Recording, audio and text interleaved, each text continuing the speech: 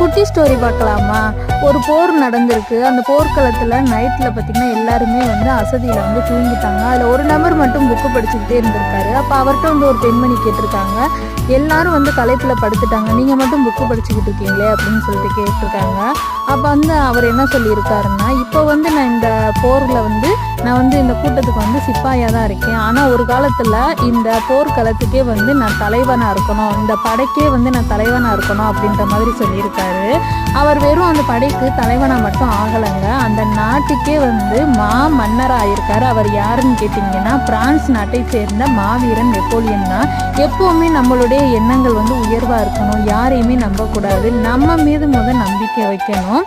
யார் என்ன சொன்னால் என்ன, நமக்கு நம்ம தான் ராஜான்னு சொல்லிட்டு நினச்சி பாருங்கள். நம்ம எடுக்கிற ஒவ்வொரு காரியமுமே மாபெரும் வெற்றியாக தான் இருக்கும். இந்த ஸ்டோரி உங்களுக்கு பிடிச்சிருந்தா ஒரே ஒரு லைக் பண்ணிக்கோங்க. தேங்க்யூ.